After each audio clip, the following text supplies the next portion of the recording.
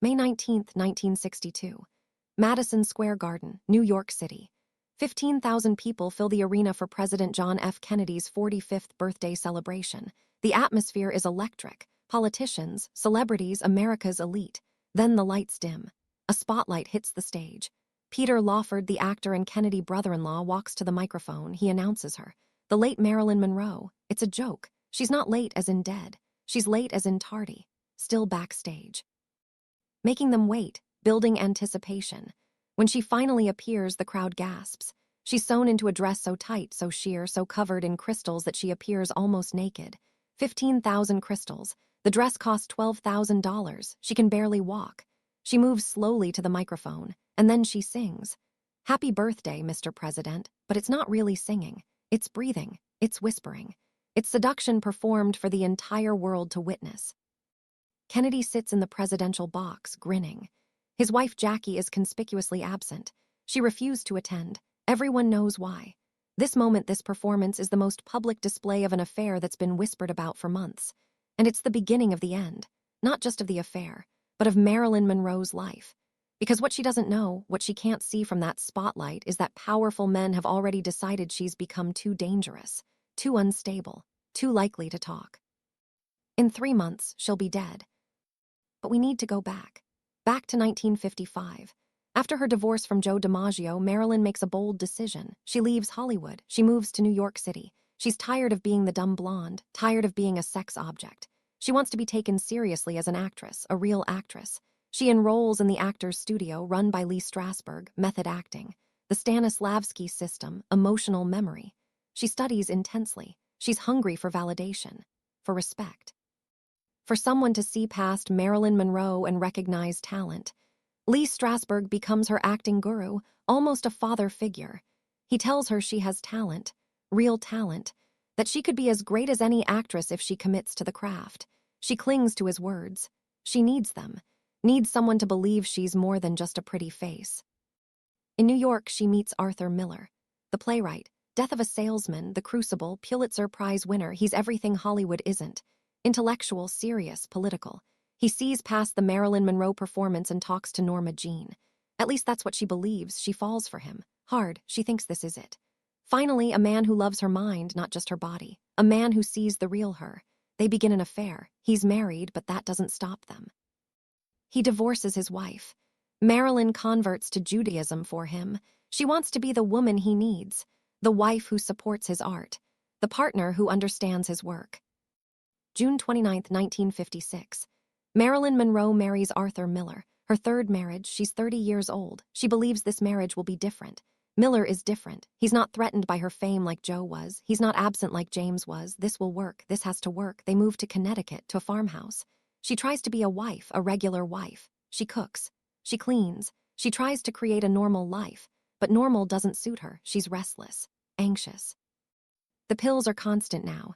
Sleeping pills, waking pills, calming pills. She can't function without them. She gets pregnant. She's ecstatic. A baby. Finally, she'll be a mother, the one thing she's wanted more than stardom, more than respect, more than anything. A chance to give a child what she never had. Love, stability, a real home, but her body betrays her. She miscarries. The grief is devastating. She gets pregnant again. Another miscarriage. Then a third time, an ectopic pregnancy, emergency surgery. The doctors tell her she'll probably never carry a baby to term. Her uterus is damaged. Scarred from endometriosis. From the abortions she had when she was young and broke and desperate.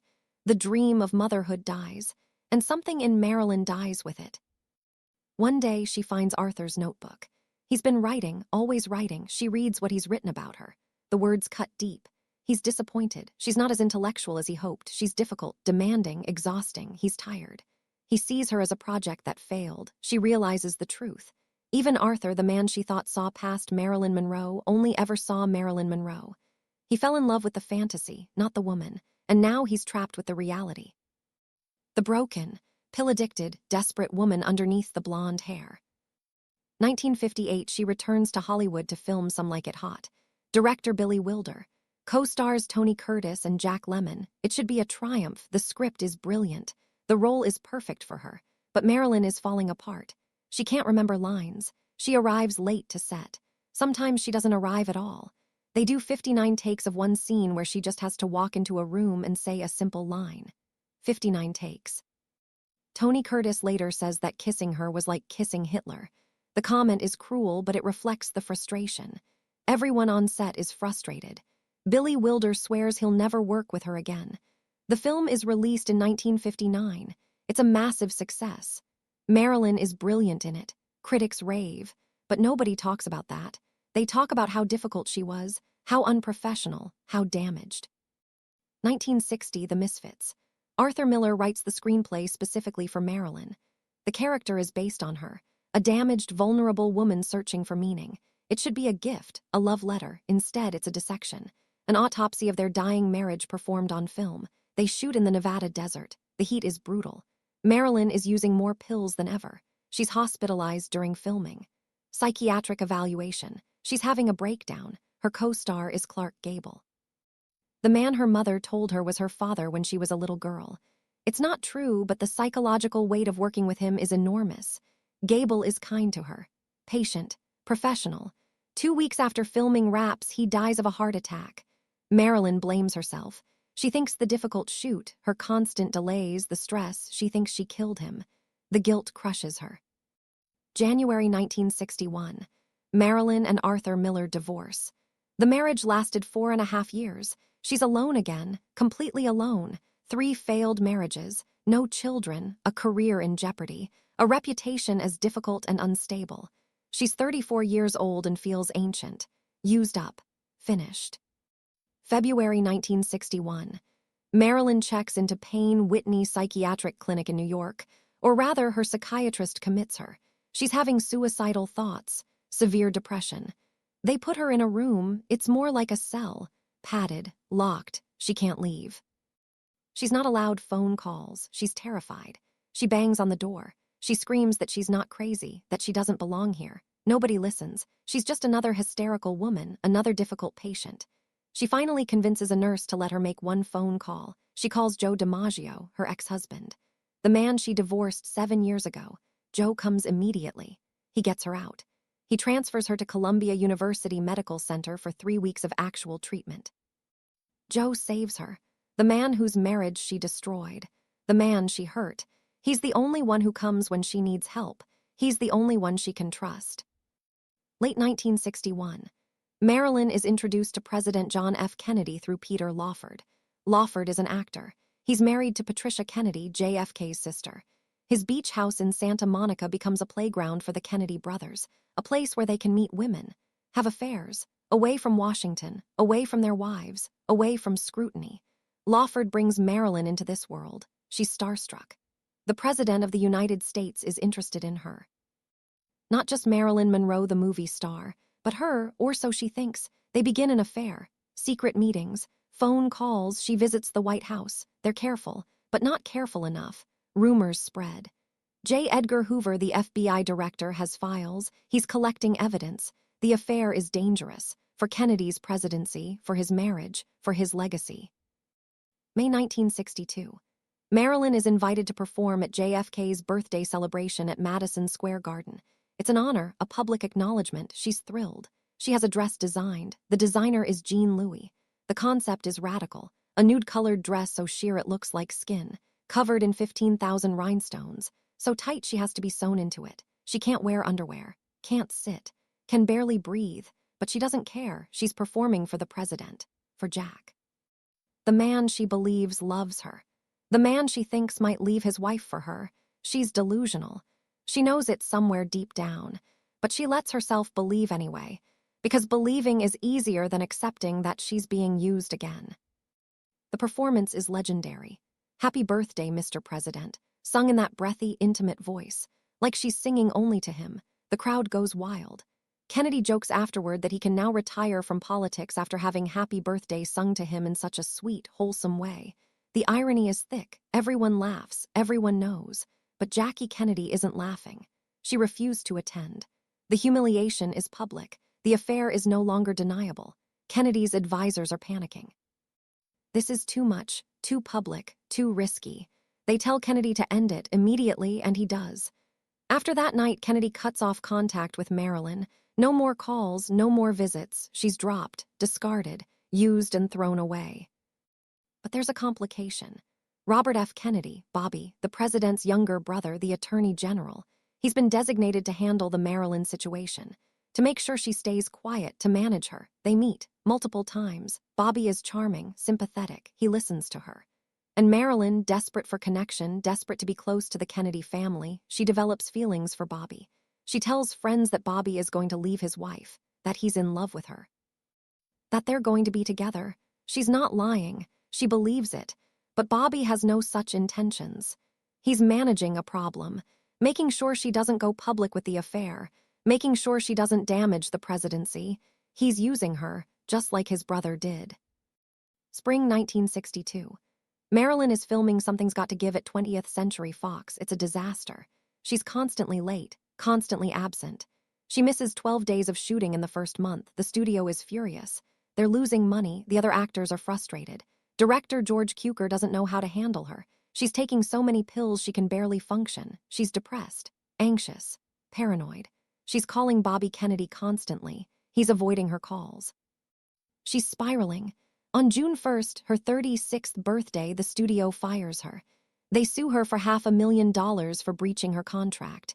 Her career is over. Hollywood has had enough. June and July 1962. Marilyn is alone in her Brentwood home, a small hacienda-style house. The first home she's ever owned. She decorates it carefully. She wants it to be her sanctuary, but it feels like a prison. She calls Bobby Kennedy over and over. He won't take her calls. She calls Peter Lawford. She's crying. She's desperate. She says she knows too much. About the Kennedys, about their secrets, about Cuba, about the mob connections. She has a red diary where she writes everything. Every conversation, every secret. She tells people she's going to hold a press conference. She's going to tell the truth. She's going to expose them. Bobby's people hear about this. The FBI hears about this. Powerful men start worrying about what Marilyn Monroe knows and what she might say. July 1962. Photographer Bert Stern shoots Marilyn for Vogue. The Last Sitting, that's what it will be called, 6 weeks before her death. 2,000 photographs over 3 days. She's beautiful in them, fragile, vulnerable, haunting. She poses with sheer scarves, nearly nude, elegant, sad. She drinks champagne during the shoot, takes pills. She marks X's on the contact sheets over the photos she doesn't like, photos where she looks too vulnerable, too real, too much like Norma Jean. These photographs will become some of the most valuable images ever taken of her, because they're the last, because in them you can see her dying. August 1962. Marilyn's psychiatrist, Dr. Ralph Greenson, is seeing her almost daily. He's worried. She's increasingly unstable, suicidal ideation, paranoid thoughts. She believes she's being watched, being followed. She's probably right. The FBI has files on her. Her house might be bugged. Bobby Kennedy's people are tracking her movements. She's become a liability, a problem that needs to be solved. On August 3rd, she has dinner at a restaurant. She seems okay. Sad, but okay. August 4th is a Saturday. It starts as a normal day. She makes phone calls, talks to her housekeeper, sees her psychiatrist. Everything seems routine. By midnight, she'll be dead. The official story will be suicide, probable suicide from barbiturate overdose. But the evidence doesn't quite add up. The timeline has holes. The phone records disappear. Witnesses change their stories. And the red diary, the one with all the Kennedy secrets, it vanishes, never to be found. August 4th, 1962. The last day. Morning seems normal. Marilyn talks on the phone with friends. She sounds depressed but not suicidal. Around 5 p.m., Bobby Kennedy is spotted in Los Angeles. Official records say he was in Northern California, but witnesses place him in L.A. Some say he went to Marilyn's house. Some say there was an argument. Late afternoon, Peter Lawford calls Marilyn. He invites her to a party. She says she'll think about it. Around 7:30 p.m., he calls again. She sounds strange. Her speech is slurred. She says something odd. Say goodbye to Pat. Say goodbye to yourself because you're a nice guy. Then the line goes dead, or maybe she hangs up. Lawford is worried, but not worried enough to go check on her. Not worried enough to call the police. Not yet. Marilyn's housekeeper, Eunice Murray, notices the bedroom light is still on around midnight. The door is locked. She knocks, no answer. She looks through the window from outside. Marilyn is lying on the bed. She's not moving. Murray calls Dr. Greenson. He arrives around 12:30 a.m. He breaks the window, goes inside. Marilyn is dead. face down, naked, the phone in her hand. Empty pill bottles on the nightstand, Nembutal, chloral hydrate, enough to kill several people. But here's the strange part. They don't call the police immediately. They wait, hours. Dr. Greenson calls someone, Murray makes calls. The police aren't notified until after 3 a.m. By then, Marilyn has been dead for at least 4 hours, maybe longer. What happened in those missing hours? Who did they call? What did they remove from the house? The red diary is gone. Phone records for that night will later disappear. The timeline doesn't make sense. The autopsy is performed by Dr. Thomas Noguchi. He finds massive amounts of barbiturates in her system. But here's the problem. There are no pill residues in her stomach. None. If she swallowed 40 or 50 pills, there should be residue. There should be partially dissolved pills. There's nothing. But there's something else. Bruising around her colon. Discoloration that suggests an enema or suppository. The drugs could have been administered that way. Absorbed faster. No residue. It's possible someone gave her the overdose without her knowledge, or against her will. The official ruling is probable suicide, but probable isn't certain. And the evidence is strange enough that conspiracy theories explode immediately. Bobby Kennedy never publicly comments on Marilyn's death. He's in Northern California that day, according to official records.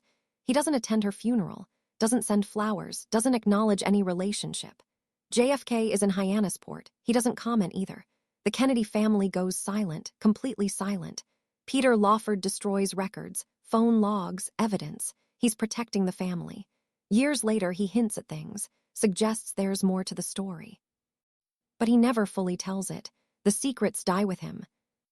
August 8, 1962. Marilyn Monroe's funeral. Joe DiMaggio organizes it. He excludes Hollywood. No studio executives, no directors, no co-stars who used her, just 31 people. Small, private. Joe stands by the casket. He whispers to her, "I love you, I love you, I love you." He's crying. The baseball hero who never cried in public is sobbing over the woman he divorced 8 years ago. He arranges for roses to be delivered to her grave 3 times a week. For the next 20 years, he never marries again, never seriously dates. When people ask about Marilyn, he says she was the love of his life. In 1999, when Joe dies at age 84, his last words are reportedly about finally being with Marilyn again. Marilyn Monroe is buried at Westwood Village Memorial Park Cemetery in Los Angeles. Crypt number 24. The plaque reads Marilyn Monroe, 1926-1962. Not Norma Jean. She's buried as Marilyn. The performance continues even in death. Thousands visit her grave every year. They leave flowers, lipstick kisses on the marble. Notes. Hugh Hefner, who launched Playboy with her nude calendar photos, bought the crypt next to hers. He wanted to spend eternity next to Marilyn Monroe. Even in death, she can't escape being possessed, being owned, being the object of male fantasy. What really happened on August 4, 1962? Was it suicide? A woman so depressed, so abandoned, so broken that she took her own life? Probably. The evidence of her mental state is overwhelming.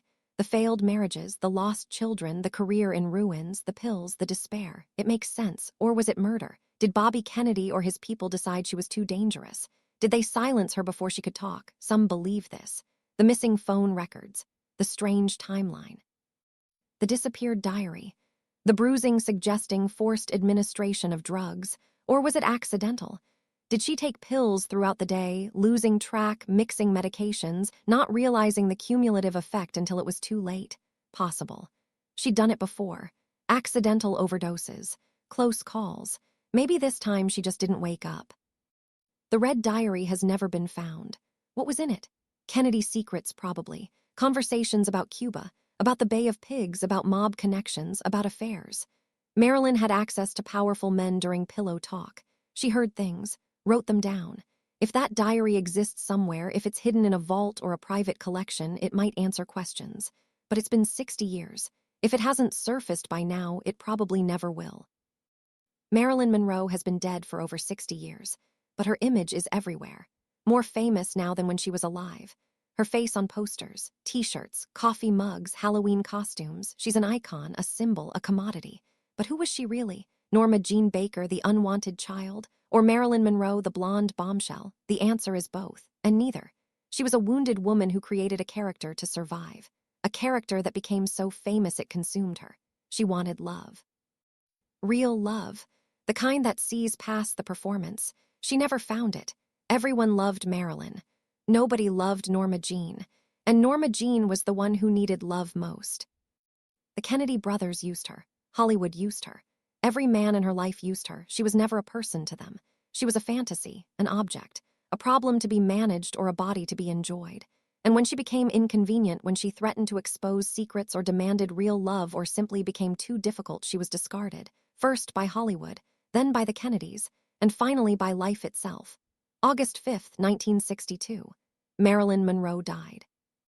And Norma Jean, that little girl who stood at the orphanage fence hoping someone would choose her, she finally stopped waiting.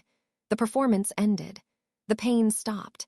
And both women, the icon and the child, they left this world together, still searching for something they never found, still hopping to be loved, still waiting to be chosen. This is Marilyn Files, Episode 4, The Kennedy Brothers, the affair that might have killed her. Or maybe it was just the final chapter in a tragedy that began the day she was born. We'll never know for sure, but the questions remain. And Marilyn, frozen forever at 36. Beautiful and broken, she remains the greatest mystery Hollywood ever created.